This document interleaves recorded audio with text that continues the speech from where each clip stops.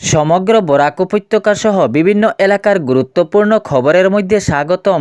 আজ হলো ২৬শে ফেব্রুয়ারি, ১৩ ফাল্গুন শুক্রবার। আজকের প্রথম খবরটি হলো বিজেপিতে প্রার্থী বাছাইয়ের প্রক্রিয়া প্রায় শেষ বললেন মুখ্যমন্ত্রী ডক্টর হিমন্ত বিশ্ব শর্মা। তিনি জানিয়েছেন ৮০টি আসনে বিজেপির প্রার্থীর তালিকা প্রায় শেষের দিকে রয়েছে।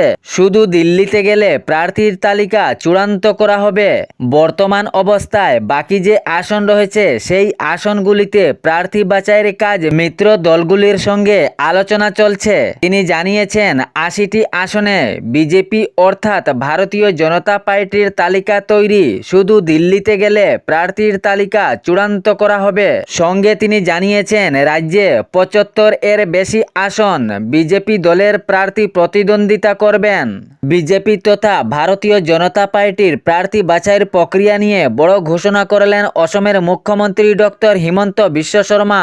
এর পরবর্তী খবরটি হলো শিবসাগর জেলায় ভয়াবহ সড়ক দুর্ঘটনা। এই ভয়াবহ সড়ক দুর্ঘটনায় প্রাণ হারায় ২ কিশোর ছাত্র। শিবসাগর জেলার গৌরীসাগর থানার অন্তর্গত শ্রীপুরিয়া তিনি আলিতে এক ভয়াবহ সড়ক দুর্ঘটনা হয়।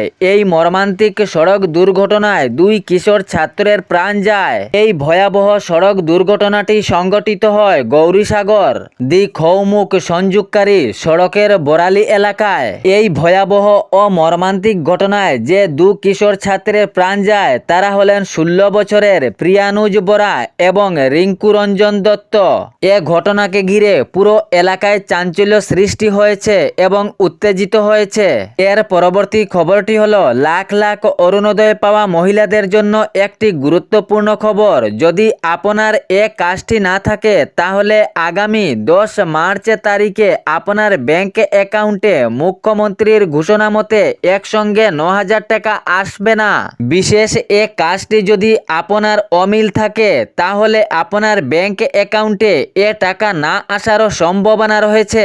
আপনার আধার কার্ডের নামের সঙ্গে যা ব্যাংক অ্যাকাউন্ট আছে তাহা যদি মিল না থাকে তাহলে আপনার ব্যাংক অ্যাকাউন্টে এই একসঙ্গে ৯,০০০ টাকা না আসারও সম্ভাবনা রয়েছে। সঙ্গে মোবাইল নাম্বারেরও মিল থাকতে হবে। যদি আপনি অরুণোদয়ের অন্তর্ভুক্তর তালিকায় থাকেন তাহলে আধার কার্ডের নামের সঙ্গে ব্যাংক অ্যাকাউন্টের নামের মিল অতি গুরুত্বপূর্ণ হয়ে পড়েছে। যদি আধার কার্ডের নামের সঙ্গে ব্যাংক অ্যাকাউন্টের নামের মিল না থাকে তাহলে অতি সত্বর এটি ঠিক করান, নইলে আপনার আগামীতে ব্যাংক অ্যাকাউন্টে অরুণোদয়ের টাকা না আসারও সম্ভাবনা রয়েছে। যদি আপনি যোগ্য একজন অরুণোদয় হিতাধিকারী থাকেন বা অরুণোদয়ের অন্তর্ভুক্ত থাকেন তাহলে আপনার জন্য এ কাজটি খুবই গুরুত্বপূর্ণ হয়ে পড়েছে। যদি আধার কার্ডের নামের সঙ্গে ব্যাংক অ্যাকাউন্টের নামের মিল থাকে তাহলে কোনো অসুবিধে নেই, এবং যদি আধার কার্ডের নামের সঙ্গে আপনার ব্যাংক অ্যাকাউন্টের নাম অমিল থাকে তাহলে খুব শীঘ্রই ঠিক করান।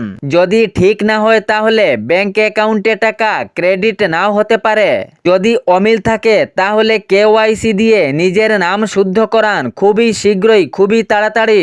এর পরবর্তী খবরটি হলো আবার আসছেন ভারতের প্রধানমন্ত্রী নরেন্দ্র মোদী অসম সফরে। আগামী ১৪ মার্চ বরাক উপত্যকার শিলচরে আসছেন তিনি। উনার আগমনকে কেন্দ্র করে জোর কদমে শুরু হয়েছে প্রস্তুতি। কাছাড় জেলার প্রশাসনের জোর কদমে শুরু হয়েছে প্রস্তুতি। গত বুধবার উনার আগমনের নির্ধারিত স্থল পরিদর্শনে রাজ্যর মুখ্য সচিব ডক্টর রবি কৌটা, ডিজিপি হরমিত সিংহ এবং রাজ্যর ২ মন্ত্রী কৌশিক রায় ও কৃষ্ণেন্দু পাল উপস্থিত ছিলেন।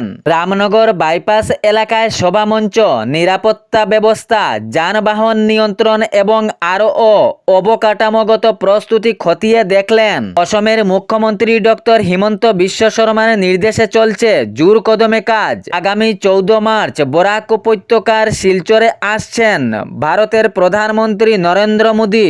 এর পরবর্তী খবরটি হলো রেশন কার্ডধারীদের জন্য একটি সুখবর। আর ১ টাকাও লাগবে না রেহাই মূল্যের সামগ্রী আনতে। বিনামূল্যে এ সামগ্রী দেওয়া হবে মুখ্যমন্ত্রীর ঘোষণা মতে। তিনি আবারও জানিয়েছেন আগামী বিধানসভা নির্বাচনে রাজ্যে যদি বিজেপি তথা ভারতীয় জনতা পার্টি আসে তাহলে বিনামূল্যে এ সামগ্রী দেওয়া হবে রেশন কার্ডধারীদের।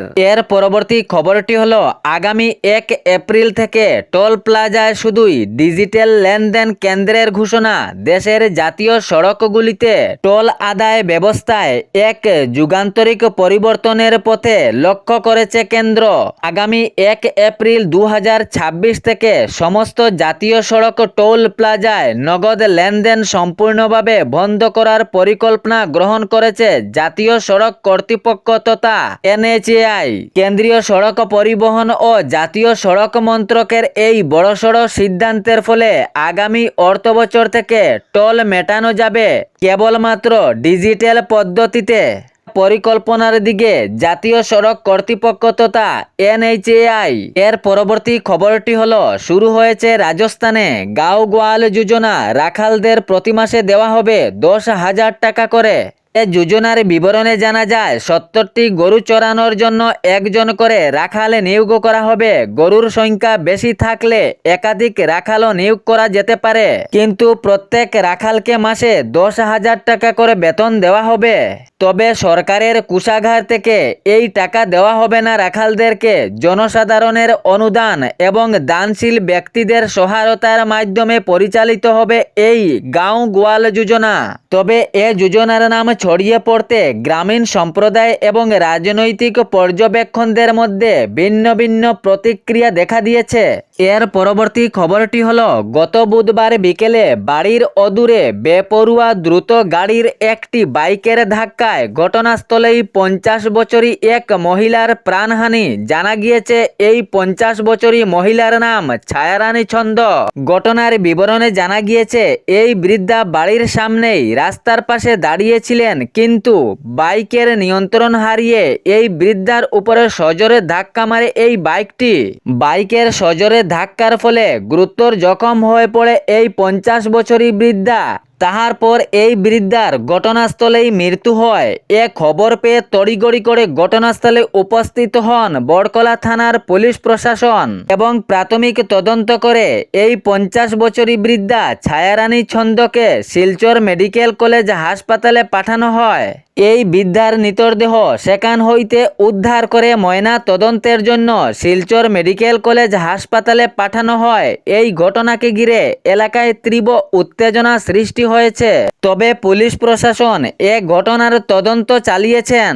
বাড়ির অদূরে বেপরোয়া দ্রুত গাড়ির একটি বাইকের ধাক্কায় ঘটনাস্থলেই 50 বছরী এক মহিলার প্রাণহানি। জানা গিয়েছে এই 50 বছরী মহিলার নাম ছায়ারানী ছন্দ। এ ছিল বরাক উপত্যকা সহ বিভিন্ন এলাকার গুরুত্বপূর্ণ খবর। এরকম নিত্য নতুন খবর পাওয়ার জন্য চ্যানেলটি সাবস্ক্রাইব করে রাখবেন এবং ভিডিওটি লাইক করে শেয়ার করতে ভুলবেন না, যাতে সঠিক সংবাদগুলো অন্যজনের কাছে পৌঁছায়। ধন্যবাদ।